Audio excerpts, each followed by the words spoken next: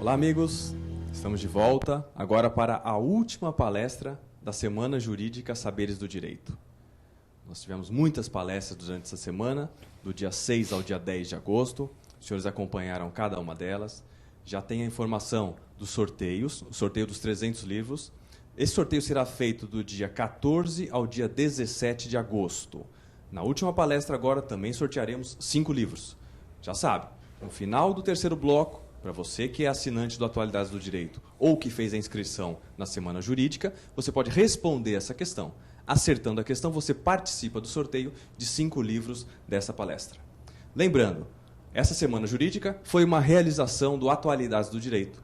Nós recebemos o apoio da editora Saraiva, da EPD, Escola Paulista de Direito, e da Rede de Ensino Luiz Flávio Gomes, Rede LFG. A palestra de agora é uma palestra muito especial, de um amigo meu, professor Alexandre Sanches Cunha. O professor Alexandre é autor da nossa coleção Saberes do Direito, autor do volume 1 da coleção Saberes do Direito, Introdução ao Estudo de Direito, e autor de outro livro também da nossa coleção. O professor Alexandre, vou falar aqui, Alexandre, se você me permite, é um dos livros mais vendidos da nossa coleção, né? Então, fica aqui a dica para os livros do professor Alexandre Sanches Cunha, que são livros muito bem feitos, apesar da reduzida quantidade de páginas, né, professor Alexandre? Um poder de síntese muito bom. Obrigado. O currículo do professor. O professor Alexandre Sanches Cunha é mestre em filosofia pela Unicamp, bacharel em direito e em filosofia, especialista em direito penal pela PUCamp e especialista em direitos humanos pela Universidade de Coimbra, advogado e professor. O professor Alexandre irá tratar do seguinte tema: a evolução do direito da Grécia Antiga ao século XIX. Professor Alexandre, uma boa palestra, obrigado. Sucesso. Obrigado, Ivan. Eu gostaria de agradecer a todos os membros, os componentes do Atualidades do Direito pela confiança e que espero nesse momento que, sendo árduo, não é? O tema é um tema longo e a gente vai conseguir ver se consegue abranger até o século XIX, não é? Mas eu tenho, antes de mais nada, eu gostaria de situar o tema. A filosofia e o direito. Por que nós temos essa junção? Bom, a filosofia ela tem um caráter fundamental que ajuda o direito, que seria a questão do questionamento, do espírito crítico, da atitude crítica. Isso é fundamental para o direito. Bom, o homem sempre viveu em sociedade. Isso é algo que é inexorável à própria existência humana. Ou seja, é impossível dissociar o homem da convivência social. Eu não queria, já adiantando, mas um dos filósofos que nós vamos ver hoje, já dizia que o homem que vive só seria um deus ou ele seria uma fera, não é? Portanto, essa questão é fundamental para a gente conceber a inserção do homem dentro de um mundo social. Obviamente que na sociedade, seja ela qual for, nós precisamos de regras. Nós precisamos de regras, assim como precisamos também de dirimir conflitos, porque basta ter o outro, né? Do latim alter, nós já temos o quê? O conflito. Daí vem a impossibilidade de você ter uma sociedade egoísta. Você vai ter uma sociedade baseada no altruísmo. Só assim você vai conseguir observar esse fenômeno social, não é? Por que o homem é um ser eminentemente social? Veja que a sociedade necessariamente precisa do direito. Sem direito, a sociedade ela sucumbe, não é? A mesma coisa com o direito, sem a sociedade ele não existe, não é? Ele seria algo impraticável, algo absolutamente sem razão de existir. Mas a sociedade, ela precisa do direito, ela precisa das regras, ela precisa de um órgão para dirimir conflitos, ela precisa de um poder, ela precisa de um soberano. Veja que isso é muito importante. Mas tudo isso, essas questões, não são questões modernas. Essas questões, elas surgem já na Grécia Antiga. E é lá, na Grécia Antiga, que eu gostaria de começar esse nosso estudo. Portanto, nós já vimos esse caráter intrínseco entre direito e sociedade, e agora nós vamos ou pôr os olhos naqueles que efetivamente deixaram um legado monumental nessa questão. E nessa questão, os principais foram os gregos. Eu costumo brincar, e acredito que é sem exagero algum, que a nossa sociedade, e aqui eu falo da sociedade ocidental, obviamente que na China, na Pérsia, né, atual Irã, no Iraque, nós tivemos ali direito, nós tivemos ali Suméria, mas nós estamos falando do direito ocidental, que é esse que nos interessa, não é? Então aqui não tem ranço de preconceito algum. O direito nasce com os gregos. Aliás, o pensamento nasce com os gregos.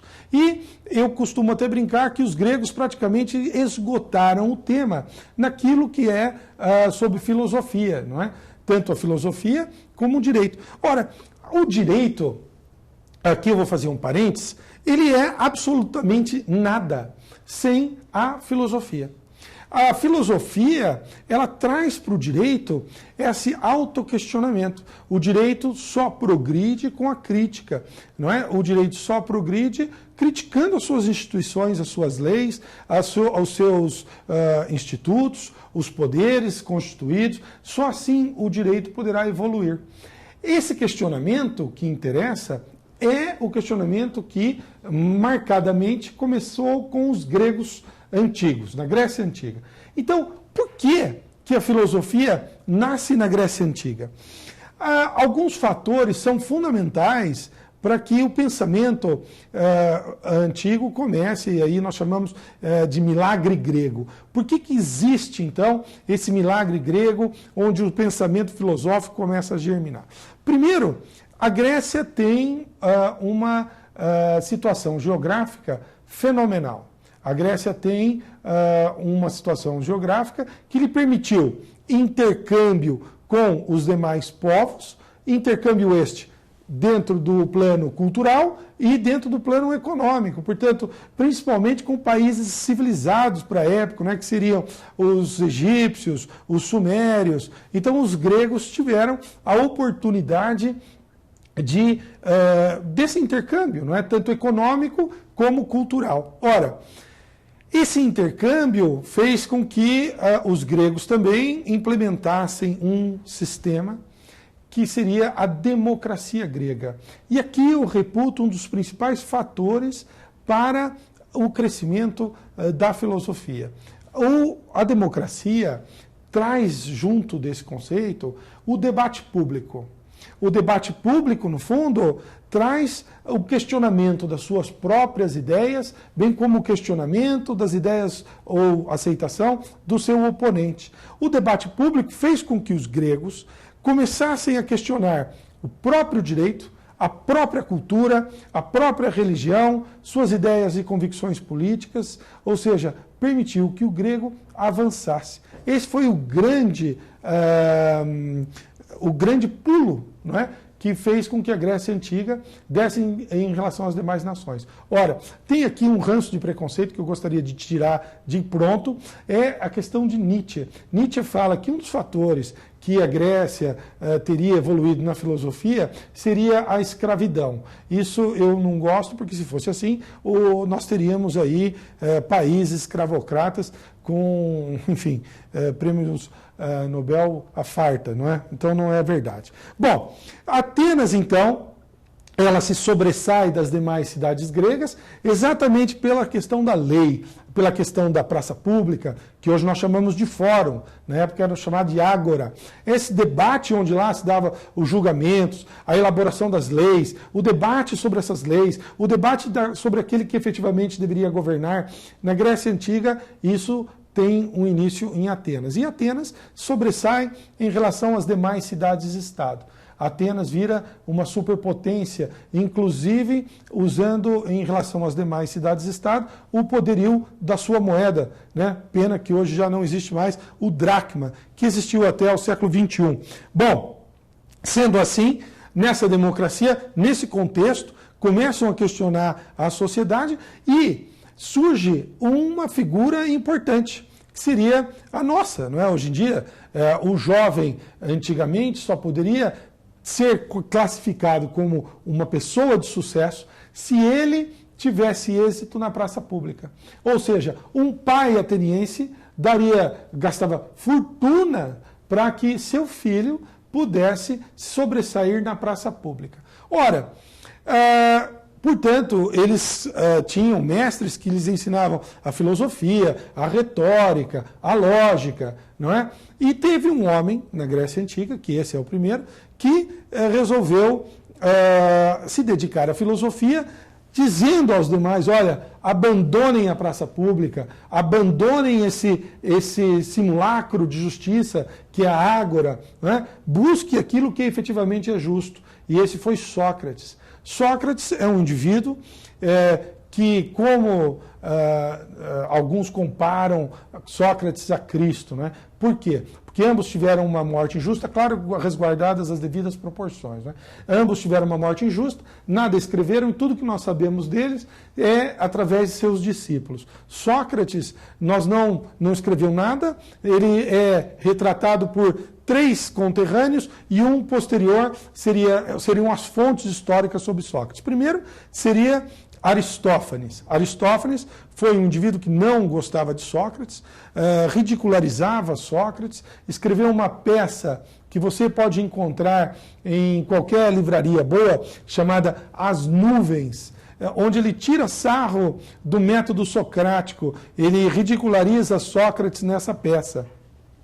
Aí você tem 2 discípulos de Sócrates, apaixonados por ele, que seria Platão e Xenofonte.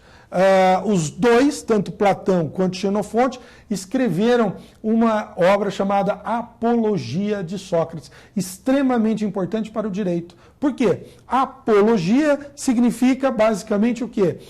Significa a defesa de Sócrates. Então você tem ali a Apologia de Sócrates de Platão, fenomenal, e a Apologia de Sócrates de Xenofonte, um pouquinho mais curta e um pouquinho mais apaixonada, creio eu. Essa questão do apaixonado varia, alguns acham que seria de Platão, mas o que é importante é que, principalmente na Apologia de Platão, você consegue ver ali o julgamento grego, como era feito, como que o julgamento corriam os acusadores, a defesa e tudo mais. Portanto, tanto Sócrates como Sócrates foi retratado no seu fim por Xenofonte e Platão e Aristófanes, que não gostava dele. E tem uma quarta fonte histórica que nós devemos observar com uma certa reserva, porque não teria convivido com Sócrates, que foi Aristóteles. Aristóteles, portanto, segundo alguns, seria uma fonte que não esteve presente junto com Sócrates. Sócrates é importante para o direito na medida que ele foi o exemplo de coerência entre ação e pensamento, entre a teoria e a prática. Ou seja, tudo aquilo que ele concebeu na teoria, inclusive a sua concepção de justiça, ele conseguiu, no final da vida, manter uma coerência extrema com esse tipo de atitude. Então, se você olhar bem, você vai ver Sócrates morrendo, inclusive, né, para respeitar as leis da cidade, tendo a possibilidade, inclusive, de fuga, coisa que ele não fez. Então, mantendo coerente com suas ações. O que nós percebemos dele é exatamente essa questão também da ética, né? Da postura do homem público, da postura da política, do homem que cuida da coisa pública. São questões extremamente importantes para o direito, mas que foram retratadas não por Sócrates, mas sim por seu discípulo Platão. Nós já chegaremos ali no próximo bloco. Mas veja, nós temos então outra categoria, que essa é importante a gente falar. Eu falei para você na questão que o jovem grego só teria êxito na cidade caso ele obtivesse êxito na praça pública. Bom, para isso, contratava peso de ouro professores, não é? Que ensinavam o jovem aquela roupagem de sucesso, sem fundamento. Só que esses professores eram chamados de sofistas. A história, a tradição filosófica, traz os sofistas para nós como se eles fossem um bando de enganadores, e não é assim. nós temos que aceitar os sofistas com reserva. De fato, nós tivemos sofistas que só se preocupavam em ensinar os jovens a ter sucesso, sem o mínimo de fundamento, sem o mínimo de coerência, substância. Mas nós tivemos grandes sofistas, tal como Pródico, tal como Gorgias, tal como Parmênides, que foram extremamente importantes para o desenvolvimento da filosofia. Parmênides foi um indivíduo que refletiu, obviamente, sobre a questão do ser. Nós temos Gorgias. Gorgias foi um grande orador que discutiu com Sócrates sobre a questão da justiça. Não é? Então, o que seria efetivamente justo? Aquilo que o povo quer ouvir ou aquilo que o povo efetivamente deve ouvir? Esse diálogo Gorgias de Platão é um marco naquilo que tem de puro na nossa justiça, não é? A justiça platônica.